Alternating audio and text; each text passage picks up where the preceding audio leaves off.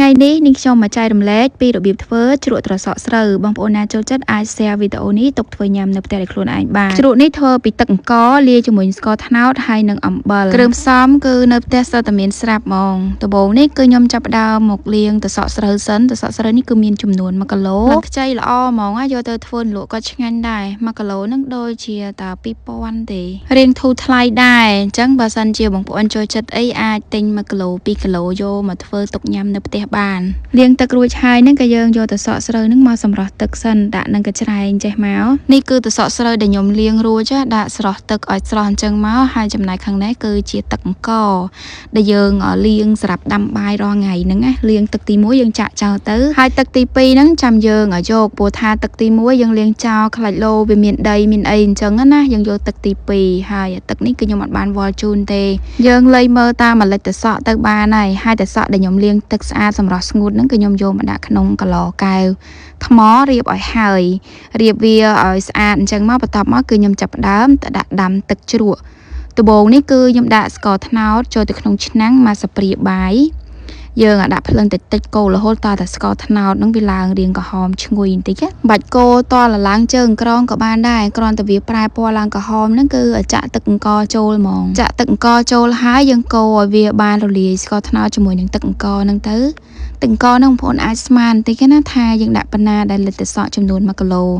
បន្ទាប់ពីកូរស្ករត្នោតបានរលាយហើយគឺខ្ញុំដាក់អំបិលចូលមកស្ព្រាបាយយកអំបិលម៉ត់កូរអំបិលហ្នឹងឲ្យបានរលាយសព្វហើយចាំតឡើងភ្លើងឲ្យវាឆាប់ពុះណាតែមុនតឡើងនេះយើងកូរអំបិលឲ្យរលាយសិនហើយយើងទុកទឹកដែលយើងដាំទឹកជ្រក់ហ្នឹងឲ្យវាឡើងពុះបែបនេះចាំបិទភ្លើងនៅពេលដែលពុះគឺយើងបិទភ្លើងទៅហើយពពុះនៅខាងលើហ្នឹងមិនចាំដងទេ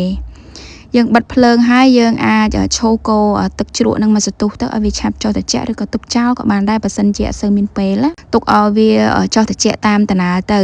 យើងអាចចាក់ទាំងក្តៅបានទេទុកទឹកជ្រក់ហ្នឹងឲ្យនៅសកម្ដៅក្តៅអ៊ុនៗដែលយើងលូកដៃអត់រលាចាំចាក់ត្រាំជាមួយនឹងត្រសក់ស្រូវដែលយើងបានរៀបចំទុកនេះបើសិនជាយើងចាក់ទាំងក្តៅវាអាចនឹងស្លោកត្រសក់ហើយត្រសក់មកយើងធ្វើចេញមកវារាងល្អិលញ៉ាំអត់កើតទេ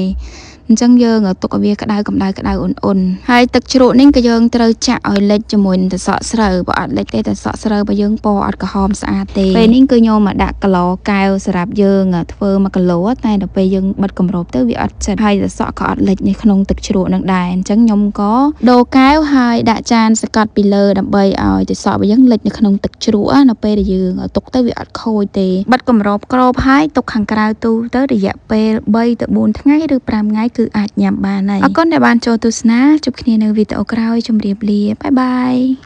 អូនដែលយើងលូកដៃអត់រលាចាំចាក់ត្រាំជាមួយនឹងត្រសក់ស្រូវដែលយើងបានរៀបចំទុកនេះបើសិនជាយើងចាក់ទាំងក្តៅវាអាចនឹងស្លោកត្រសក់ហើយត្រសក់របស់យើងធ្វើចេញមកវារាងល្អិលញ៉ាំអត់កើតទេ